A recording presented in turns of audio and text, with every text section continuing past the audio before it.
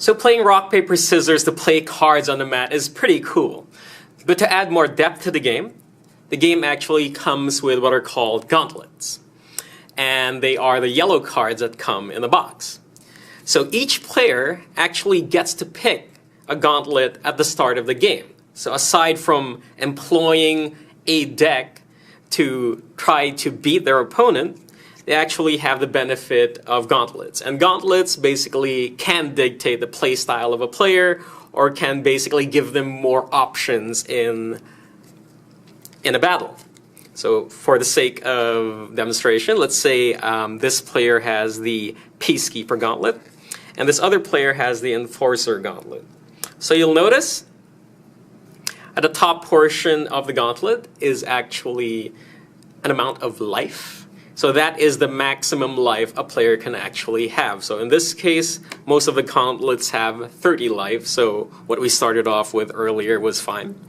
And you'll also notice that at the effects portion of the gauntlet are effects called ultimates. So unlike the effects of normal cards, ultimates actually cost energy. So that's why there is that lightning bolt symbol over there. So in this case, the Peacekeeper, at the cost of 10 energy, a player can gain 2 life. At the cost of 30 energy, the player can gain 6 life. Now, how do you actually gain energy?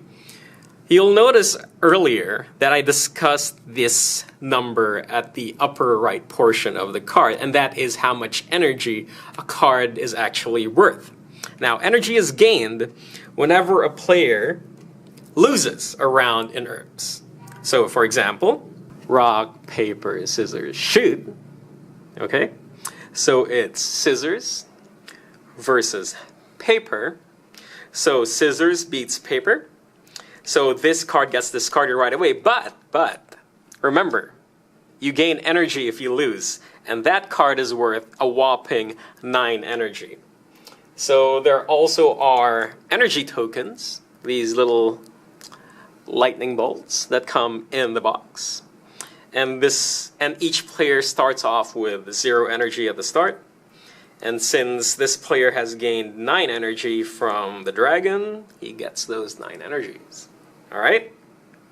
And then, for example, a few more turns occurred. Now, he can use the ability of his gauntlet when he actually wins a round, wins a turn, and only when he actually wins a turn. So, for example, rock, paper, scissors, shoot. Rock beats scissors. So rock beats scissors. This gets discarded. This player gains the 4 energy that card is worth. And then rock gets to resolve this card, 0 damage. If you have 10 life or less, which this player does not have, deal 3 damage, so that does nothing. And we replace each card again.